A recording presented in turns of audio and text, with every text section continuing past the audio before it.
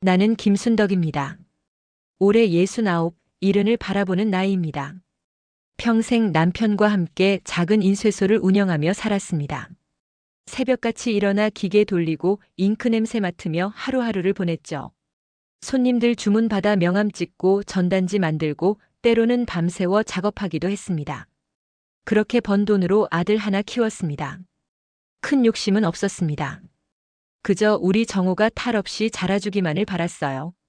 좋은 대학 가고 좋은 직장 다니면 그것으로 충분하다고 생각했습니다.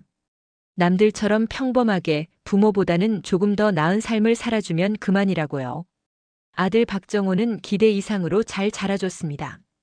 공부도 잘했고 성격도 반듯했어요. 대학 졸업하고 안정적인 회사에 들어갔을 때 저는 처음으로 이제 내 역할은 끝났구나 하는 생각이 들었습니다. 그날 밤 남편과 둘이 앉아 소주 한 잔을 했습니다. 우리 고생한 보람이 있네. 남편이 웃으며 말했죠. 저도 웃었습니다. 하지만 이상하게도 마음 한구석이 텅 빈 것 같았습니다. 자식이 잘 되면 기뻐야 하는 게 맞는데 왜인지 저는 점점 불안해졌어요. 아들이 집에 덜 들어오고 친구들과 어울리는 시간이 많아질수록 마음이 허전했습니다. 이제 날 안 필요로 하는구나 싶었거든요. 어느 날 문득 깨달았습니다. 지난 40년을 돌아보니 제 인생에서 나라는 사람은 없었어요. 늘 누군가의 아내였고 누군가의 엄마였습니다. 인쇄소 일도 사실 남편 일을 돕는 것이었고 제가 선택한 일이 아니었죠. 그러니 아들이 제품을 떠나려 하자 저는 무너지는 것 같았습니다. 이 아이가 나를 떠나면 나는 누가 되는 거지? 그 질문 앞에서 저는 한없이 작아졌습니다. 좋은 엄마라고 믿었는데 알고 보니 저는 아들에게 너무 많은 걸 의지하고 있었던 겁니다. 제 존재의 의미를, 살아온 세월의 가치를 아들에게서 찾고 있었던 거예요. 그때는 몰랐습니다. 그게 얼마나 무거운 짐인지, 한 사람의 인생을 제 것으로 만들려 했던 제가 얼마나 무서운 사람인지, 지금 돌이켜보면 그때부터였던 것 같습니다. 며느리를 향한 제 마음이 삐뚤어지기 시작한 게 말입니다. 엄마, 소개시켜드릴 사람이 있어요. 아들이 전화로 그렇게 말했을 때 제 가슴이 쿵 내려앉았습니다. 기쁜 마음보다 이상하게 긴장이 먼저 왔어요. 드디어 이날이 왔구나 싶었습니다. 토요일 오후 아들이 데려온 여자는 윤서진이라는 아이였습니다. 키가 작았고 얼굴은 하얗고 가늘었어요. 옷차림은 깔끔했지만 어딘가 위축된 느낌이었습니다. 어머니 안녕하세요? 인사를 하는데 목소리가 떨리는 게 느껴졌어요. 눈도 제대로 못 마주치고 자꾸 고개를 숙였습니다. 악수를 청했을 때 손이 차갑고 떨렸어요. 저는 속으로 생각했습니다. 요즘 애들은 왜 이렇게 무뚝뚝할까? 제가 시집 올 때는 달랐거든요. 시어머니 앞에서 웃고 한마디라도 더 붙이려 애썼습니다. 긴장되어도 밝게 보이려 노력했죠. 그게 예의라고 배웠으니까요. 그런데 이 아이는 물어봐도 네, 아니요만 짧게 대답했습니다. 제가 음식을 권해도 괜찮습니다 하며 사양하고 대화를 이어가려 해도 말끝을 흐렸어요. 남편이 직장은 어디 다니나요? 물으니 작은 회사 다닙니다 하고 말을 아꼈습니다. 부모님이 뭐 하시냐고 물으니 한참을 머뭇거리더군요. 그때 제 머릿속엔 이런 생각들이 스쳤습니다. 우리 아들한테 관심이 있긴 한 건가? 집안 형편이 안 좋은가? 혹시 우리를 무시하는 건 아닐까? 사실 그 아이는 겁이 많았던 겁니다. 처음 만나는 시부모님 앞에서 너무 떨려서 실수할까봐 조심스러워서 그랬던 거예요. 하지만 그땐 그걸 몰랐습니다. 아들과 그 아이가 돌아간 후 남편에게 말했습니다. 글쎄, 좀 성의가 없어 보이던데. 남편은 첫날이니 긴장했겠지. 했지만 저는 이미 마음속으로 점수를 매기고 있었어요. 며느리감으로서의 점수를요. 그날 밤 잠이 안 왔습니다. 머릿속으로 계속 그 아이의 모습이 떠올랐어요. 웃지 않던 얼굴, 피하던 눈빛, 짧았던 대답들. 우리 정호가 저런 애를 좋아한다고. 제가 생각했던 며느리의 모습은 달랐습니다. 밝고 활발하고 어른들께 잘 보이는 똑 부러진 아이.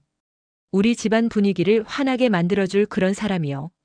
그런데 윤서진은 너무 조용했습니다. 존재감이 없다고 해야 할까요? 옆에 있어도 없는 것 같은 느낌이었어요. 며칠 후 아들에게 넌지시 물어봤습니다. 서진이가 좀 소극적이던데 원래 그래? 아들은 웃으며 말했습니다. 엄마, 서진이는 낯을 많이 가려요. 원래는 되게 재밌는 사람이야. 시간 지나면 편해질 거예요. 하지만 저는 고개를 갸웃했습니다. 낯을 가린다는 게 이 나이에? 싶었거든요. 지금 생각해보면 제가 너무 가혹했습니다.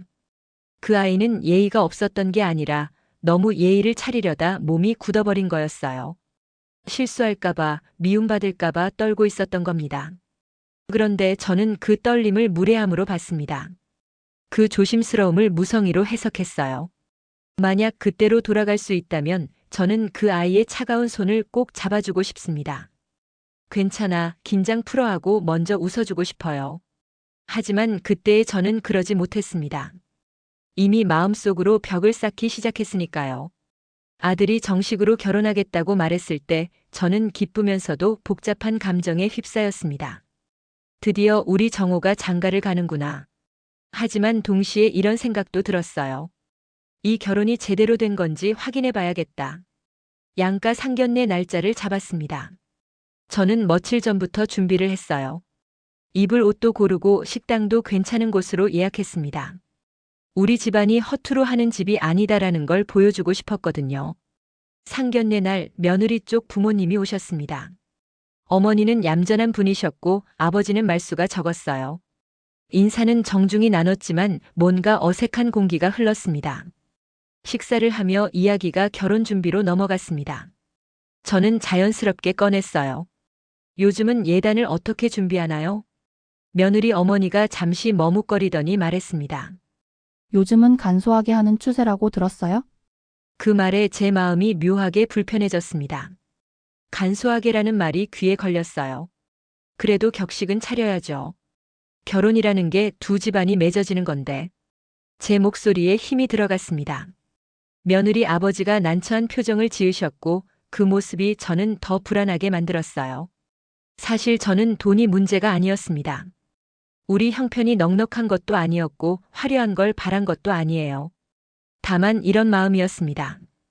우리 아들을 얼마나 소중히 여길까? 이 집안을 얼마나 존중할까? 그 마음이 예단으로, 예식 절차로, 격식으로 표현된 거였어요. 제대로 준비하는 모습을 보고 싶었던 겁니다.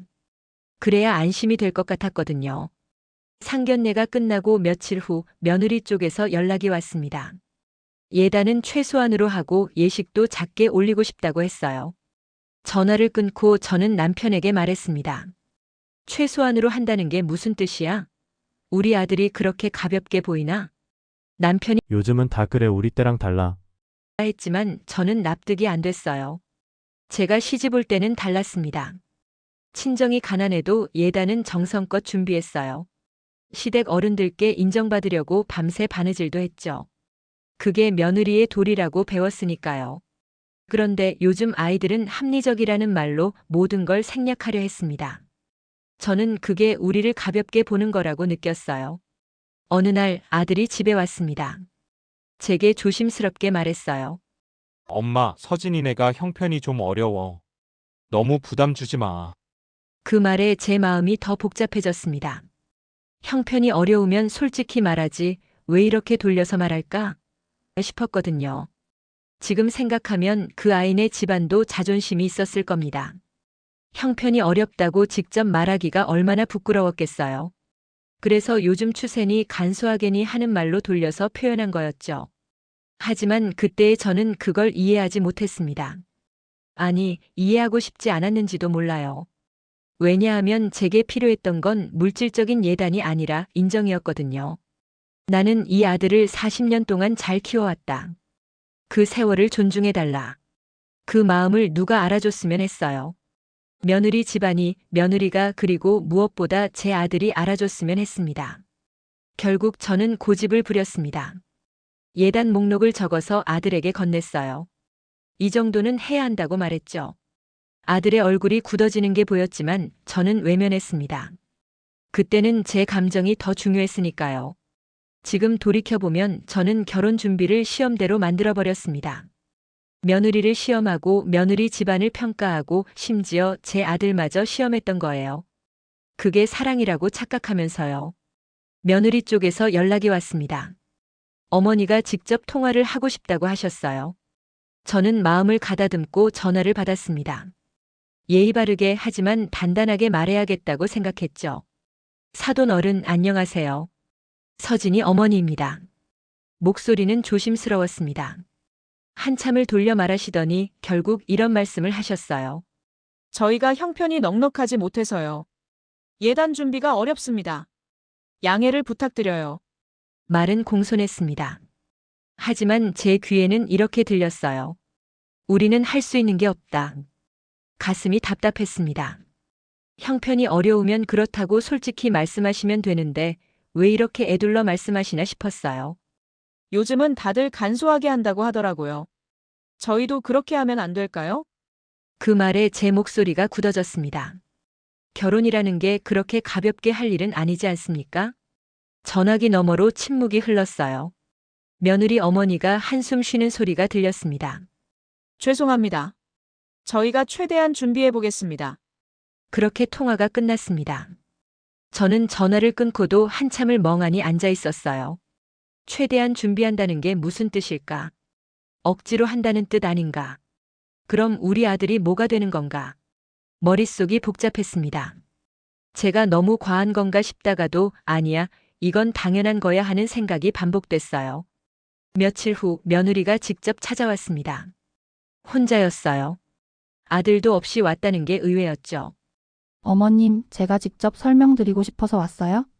목소리는 떨렸지만 이전보다는 단단해 보였습니다. 자리에 앉아 천천히 말하기 시작했어요.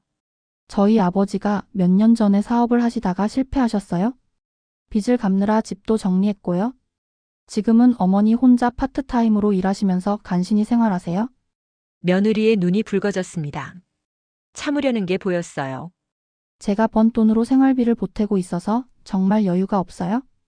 예단을 제대로 준비 못하는 게 부끄럽지만 이게 저희 형편입니다. 그 말을 들으면서도 이상하게 제 마음은 열리지 않았습니다. 오히려 이런 생각이 들었어요. 그럼 우리 아들한테 짐이 되는 거 아닌가? 빚쟁이 집안이랑 사돈을 맺는 건가? 왜 이런 사정을 진작 말하지 않았을까? 며느리는 계속 말했습니다. 정우 오빠는 다 괜찮다고 했어요? 예단 같은 건 신경 쓰지 말라고? 저희가 잘 살면 된다고요? 그 말에 제가 끼어들었습니다.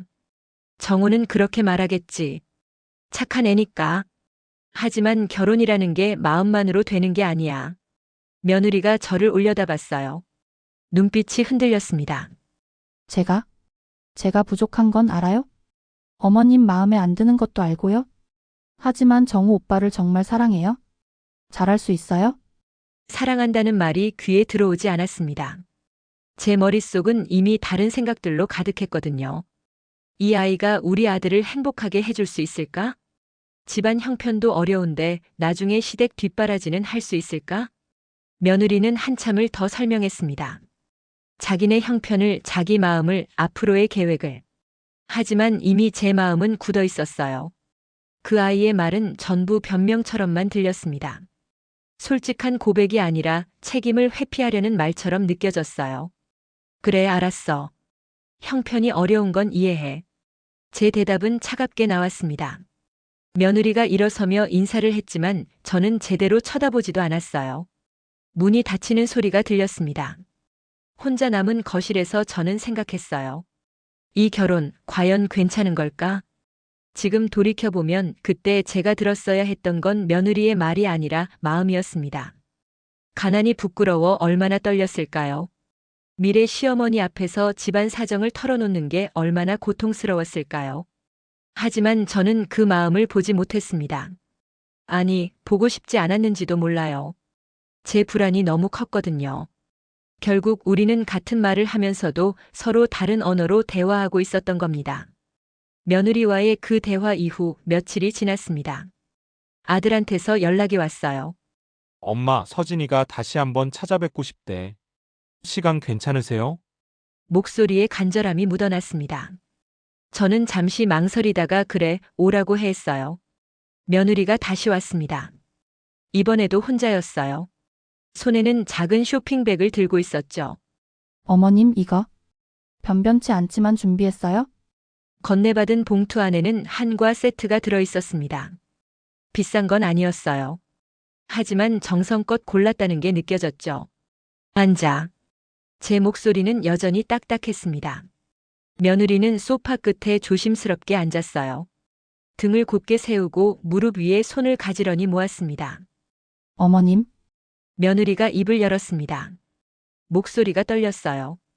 지난번에 말씀드린 것처럼 저희 형편이 어려운 건 사실이에요? 하지만 제가 정우 오빠를 정말 사랑하는 것도 사실이고요. 말을 이어가려는데 목이 매는 게 보였습니다. 며느리는 눈을 깜빡였어요. 눈물을 참으려는 게 역력했죠. 어머님이 원하시는 며느리가 되려고 노력할게요. 시간을 주세요. 제가 잘할 수 있어요? 그때였습니다. 며느리의 눈에서 눈물이 떨어졌어요. 참았던 눈물이 터져 나온 것 같았습니다. 처음엔 한두 방울이었어요. 그러더니 어깨가 떨리기 시작했죠. 며느리는 고개를 숙이고 손으로 얼굴을 가렸습니다. 죄송해요. 죄송합니다. 울면서도 사과했어요. 그 모습을 보면서 제 가슴 한 구석이 무너지는 것 같았습니다. 아, 이 아이가 얼마나 힘들었을까. 그런 생각이 스쳐 지나갔어요. 처음 보는 시어머니한테 집안 사정을 고백하고 이해를 구하고 또 이렇게 찾아와서 마음을 전하는 게 얼마나 어려웠을까요? 제 손이 움직이려 했습니다. 며느리의 어깨를 토닥여주고 싶었어요. 괜찮아, 울지 마 하고 다독여주고 싶었죠. 그런데 입에서 나온 말은 달랐습니다. 어른 앞에서 그게 뭐냐? 차가운 목소리였어요. 제 입에서 나온 말이 맞나 싶을 정도로 냉정했죠. 며느리가 고개를 번쩍 들었습니다. 눈물 범벅인 얼굴로 저를 봤어요. 그 눈빛에 놀람과 상처가 동시에 담겨 있었습니다. 죄송합니다. 며느리는 황급히 눈물을 닦았어요. 손등으로 소매로 급하게 닦아냈죠.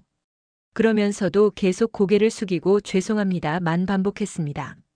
저는 그 모습을 보면서 더 단단하게 마음을 닫았습니다. 왜 그랬을까요? 지금 생각해보면 제가 두려웠던 겁니다. 며느리의 눈물이 제 마음을 흔들까봐, 제가 지켜온 선이 무너질까봐, 제가 틀렸다는 걸 인정하게 될까봐. 그래서 더 냉정하게 굴었어요. 시집 오면 참아야 할 일이 한두 가지가 아니야.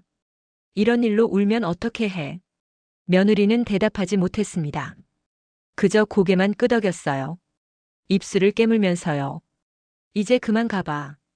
제가 말했습니다. 며느리는 일어서서 인사를 했어요. 목소리는 나오지 않았고 그저 허리만 깊이 숙였죠. 문을 나서는 며느리의 뒷모습이 너무 작아 보였습니다. 어깨가 축 처져 있었고 걸음걸이가 휘청거렸어요. 문이 닫히고 저는 그 자리에 그대로 앉아 있었습니다. 가슴이 답답했어요. 뭔가 잘못됐다는 느낌이 들었죠. 하지만 그걸 인정하고 싶지 않았습니다. 내가 뭘 잘못했어? 어른 앞에서 우는 게 예의야? 스스로를 정당화했어요. 하지만 마음 깊은 곳에서는 알고 있었습니다. 제가 거절한 건 며느리의 눈물이 아니라 며느리의 진심이었다는 걸. 그 아이가 보여준 솔직함과 약함을 저는 받아주지 못한 겁니다. 왜냐하면 그 눈물을 받아주는 순간 제가 흔들릴 것 같았거든요. 제가 쌓아온 벽이 무너질 것 같았어요. 지금 돌이켜보면 그때가 마지막 기회였습니다. 며느리와 제가 진짜로 마음을 나눌 수 있었던 순간이었죠. 하지만 저는 그 기회를 차버렸습니다. 며느리를 향한 문을, 제 마음을 향한 문을 스스로 닫아버린 겁니다. 그리고 그 문은 생각보다 훨씬 무거운 대가를 치르고서야 다시 열 수 있었습니다. 며느리가 눈물 흘리며 돌아간 그날 이후 집안 분위기가 이상했습니다. 아들이 사흘 동안 집에 들어오지 않았어요. 전화도 받지 않았죠. 남편이 한번 찾아가 보지 그래. 했지만 저는 고개를 저었습니다. 먼저 연락해야 하는 건 아들이야. 그렇게 버텼어요. 하지만 속으로는 불안했습니다.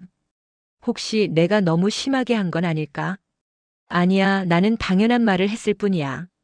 그런 생각들이 머릿속을 맴돌았죠. 나흘째 되던 밤 현관문이 벌컥 열렸습니다. 아들이었어요. 얼굴이 창백했고 눈이 충혈되어 있었습니다. 술 냄새는 나지 않았지만 뭔가 단단히 화가 난 얼굴이었어요. 정호야, 밥은 먹었니? 제가 물었습니다. 평소처럼 자연스럽게요. 하지만 아들은 대답하지 않았어요. 그냥 저를 뚫어지게 쳐다봤습니다. 엄마, 목소리가 낮았어요. 떨리고 있었죠. 왜 그랬어요? 뭐가? 제가 되물었습니다. 가슴이 쿵 내려앉았지만 태연한 척했어요. 서진이한테요. 왜 그렇게 대했어요? 아들의 목소리가 점점 커졌습니다. 그 애가 얼마나 용기 내서 찾아갔는데. 집안 형편 얘기하는 게 얼마나 부끄러웠을 텐데. 그런데 엄마는 눈물까지 흘리는 애한테 어른 앞에서 그게 뭐냐고 했어요. 제 얼굴이 굳어졌습니다. 그게 누가 그러던 서진이가 얘기했어요. 엄마한테 마지막으로 한 번만 더 찾아뵙고 이해를 구하겠다고 했는데 엄마가 뭐라고 했는지 다 들었어요. 아들이 한 걸음 다가왔어요. 주먹을 쥐고 있었습니다. 정호야, 내가 언제? 엄마는 왜 항상 내 인생을 결정하려고 해요? 아들이 소리쳤습니다. 그 목소리에 남편이 방에서 나왔어요. 정우야, 무슨 일이냐? 아빠는 가만히 계세요. 아들이 아버지한테도 소리쳤어요. 그러고는 다시 저를 봤습니다. 내가 누굴 좋아하고 누구랑 결혼할지는 제가 결정할 일이에요. 엄마 마음에 안 들면 안 되는 거예요? 엄마가 허락해야 내가 행복할 수 있어요? 나는 내가 잘못된 선택을 할까봐. 제 목소리가 떨렸습니다. 잘못된 선택이요? 서진이가 뭐가 잘못됐는데요? 집이 가난하면 잘못된 거예요? 어머님한테 잘 보이려고 떨면서 긴장해서 말도 제대로 못하면 예의 없는 거예요? 아들의 눈에서 눈물이 흘렀어요. 화난 눈물이었죠. 엄마, 서진이는 착한 애예요. 아무 잘못도 없어요. 그 애가 뭘 잘못했어요? 엄마 기준에 안 맞는다는 게 잘못이에요? 정호야, 엄마는 내가 고생할까봐. 고생은 제가 해요. 엄마가 뭘 안다고 그래요? 그 순간 아들이 이렇게 말했습니다. 나는 엄마의 작품이 아니에요. 심장이 멎는 것 같았습니다. 그 말이 제 가슴에 박혔어요. 뭐라고? 엄마가 원하는 대로 공부하고, 엄마가 원하는 회사 들어가고, 엄마가 원하는 사람 만나고, 나는 엄마 인생의 작품이 아니라고요. 아들이 울면서 소리쳤습니다. 나도 내 인생 살고 싶어요. 내가 사랑하는 사람이랑 행복하게 살고 싶다고요. 그게 뭐가 잘못됐어요? 저는 아무 말도 할 수 없었습니다. 입이 떨어지지 않았어요. 엄마, 아들이 마지막으로 제 눈을 봤습니다. 그 눈빛에는 분노와 슬픔이 섞여 있었어요. 저 이제 집 나갈게요. 서진이랑 둘이 살 거예요. 결혼도 우리끼리 조용히 할게요. 정호야. 제가 다급하게 불렀지만 아들은 이미 방으로 들어갔어요. 짐을 꾸리는 소리가 들렸습니다. 정호야, 엄마 말 좀 들어봐. 엄마가 잘못 생각했어. 다시 얘기해보자. 문이 열리고 가방을 든 아들이 나왔어요. 됐어요, 엄마. 이제 엄마 인생은 엄마가 사세요. 내 인생은 제가 살게요. 현관문이 쾅 닫혔습니다. 남편이 뒤따라 나갔지만 아들은 이미 엘리베이터를 타고 내려가고 있었어요. 저는 그 자리에 주저앉았습니다. 다리에 힘이 풀렸거든요. 내가 뭘 한 거지? 아들의 마지막 말이 귓가에 맴돌았어요. 나는 엄마의 작품이 아니에요. 그제야 깨달았습니다. 아, 나는 아직도 아들을 놓을 준비가 안 된 사람이구나. 아들이 독립된 인간이라는 걸, 자기 인생의 주인이라는 걸 인정하지 못했구나. 40년을 키우면서 저는 아들을 제 일부라고 생각했던 겁니다. 제가 만든 작품이라고 제 뜻대로 움직여야 한다고 착각했던 거예요. 그날 밤 저는 처음으로 제 자신이 두려웠습니다. 사랑한다는 이름으로 얼마나 많은 상처를 줬는지 이제야 보이기 시작했으니까요. 아들이 집을 나간 후 나흘 동안 잠을 제대로 못 잤습니다. 아들 방문을 열어봤어요. 책상 위에 놓인 어린 시절 사진들, 벽에 붙은 상장들, 옷장에 걸린 옷들. 모든 게 그대로인데 아들만 없었습니다. 저는 그 방에 앉아서 울었어요. 소리내서 울었습니다. 남편도 아무도 모르게요. 내가 정말 엄마 자격이 있나? 40년을 키우면서 한 번도 의심해 본 적 없던 질문이었어요. 나는 좋은 엄마라고 아들을 위한 거라고 믿었으니까요. 하지만 아들의 그 말이 계속 귓가에 맴돌았습니다. 나는 엄마의 작품이 아니에요. 맞아요. 아들은 제 작품이 아니었어요. 독립된 한 사람이었죠. 자기 인생을 살아야 할, 자기만의 선택을 해야 할 어른이었습니다. 그런데 저는 언제까지 아들을 제 품 안에 가두려고 했던 걸까요? 일주일쯤 지났을 때 용기를 내서 아들한테 문자를 보냈습니다. 정호야, 엄마가 미안하다. 서진이한테도 미안하다고 전해줘. 답장은 한참 후에 왔어요. 엄마, 저도 너무 심하게 말했어요. 미안해요. 시간 좀 주세요. 그 짧은 문자를 보면서 또 울었습니다. 아들이 아직 저를 완전히 밀어내지 않았다는 게 고마웠어요. 며느리 윤서진에게 하고 싶은 말이 있습니다. 서진아, 미안해. 내가 얼마나 떨면서 나한테 왔는지 이제야 알았어. 집안 형편 얘기하는 게 얼마나 부끄러웠을지, 시어머니한테 인정받고 싶었을지 이제야 이해가 돼. 내 눈물을 받아주지 못한 것, 내 진심을 외면한 것, 정말 미안하구나. 넌 아무 잘못이 없었어.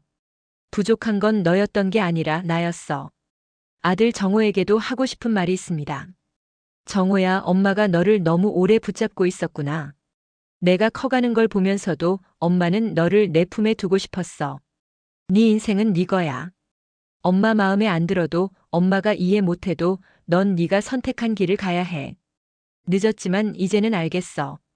널 놓아줘야 한다는 걸. 하지만 솔직히 말하면 저도 억울한 마음이 있습니다. 40년을 아들만 보고 살았어요. 제 인생은 없었어요. 남편 뒷바라지, 아들 키우기, 인쇄소 일. 그게 제 전부였죠. 그런데 하루아침에 놓으라고 하면 어떻게 쉽게 놓을 수 있겠어요? 저도 연습할 시간이 필요했어요. 엄마가 아닌 나로 사는 법을 배울 시간이요. 누군가는 이렇게 말할지도 몰라요. 나이가 그렇게 먹도록 그것도 모르냐고요. 맞아요. 모르는 게 창피하죠. 하지만 저는 그렇게 배운 적이 없었어요. 우리 세대는 자식 뒷바라지하는 게 미덕이라고 배웠거든요. 자식을 위해 희생하고 자식이 잘 되는 게 부모의 행복이라고 믿었어요. 그런데 그게 잘못됐다는 걸 이제야 배우고 있어요. 요즘 저는 혼자 사는 법을 연습 중입니다. 아들 생각하지 않고 하루를 보내기. 며느리 탓하지 않고 마음 다스리기. 제 인생 찾아보기. 쉽지 않아요. 일은 평생 살아온 습관을 바꾸는 게 이렇게 어려운 줄 몰랐어요. 그래도 조금씩 나아지고 있어요. 남편이랑 산책도 하고 친구들이랑 차 마시는 시간도 갖고 있어요. 아들 걱정 없이도 하루를 보낼 수 있게 됐죠. 어제는 아들한테서 전화가 왔어요. 엄마, 다음 주에 서진이랑 같이 갈게요. 가슴이 두근거렸습니다. 떨렸어요. 또 실수할까 봐요. 하지만 이번엔 다를 거예요. 며느리를 시험하지 않을 거예요. 평가하지 않을 거고요. 그저 아들이 선택한 사람으로 있는 그대로 받아들이려고요. 쉽지 않겠죠. 습관처럼 나오는 말들을 참아야 할 거예요. 하지만 해볼 거예요. 왜냐하면 저는 지금 배우고 있으니까요. 늙은 어른이 되는 법을요. 혹시 저처럼 자식을 놓지 못하는 부모님이 계시다면 이 말을 해주고 싶어요. 우리도 완벽하지 않아요. 실수할 수 있어요. 사랑한다는 이유로 상처 줄 수도 있죠. 하지만 늦었다고 생각하지 마세요. 지금이라도 배우면 돼요. 자식을 독립된 인간으로 존중하는 법, 내 인생을 사는 법을요. 저는 아직도 배우는 중입니다. 아마 죽을 때까지 배워야 할지도 몰라요. 하지만 괜찮아요. 배우려고 노력하는 것만으로도 조금은 나은 어른이 될 수 있을 테니까요. 며느리에게, 아들에게, 그리고 저 자신에게 말합니다. 미안해. 그리고 고마워. 덕분에 나는 조금 더 나은 사람이 되고 있어. 여러분, 김순덕 씨의 이야기 어떠셨나요? 우리는 모두 누군가의 부모이고 누군가의 자식입니다. 사랑한다는 이유로 상처를 주기도 하고 상처받기도 하죠. 하지만 중요한 건 깨닫는 것, 그리고 변하려고 노력하는 것입니다.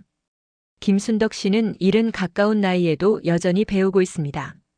자식을 놓아주는 법을, 며느리를 존중하는 법을, 그리고 무엇보다 자신의 인생을 사는 법을요. 혹시 여러분도 비슷한 경험이 있으신가요? 자식에게 서운했던 일, 며느리와의 갈등, 또는 반대로 시어머니와의 힘들었던 기억들. 댓글로 나눠주세요.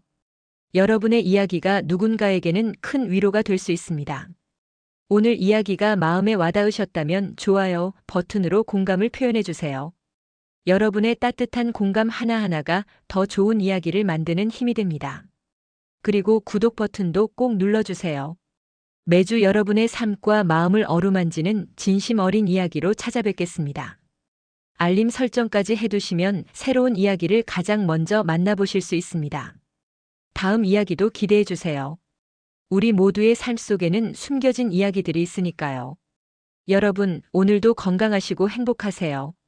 다음 이야기에서 또 뵙겠습니다.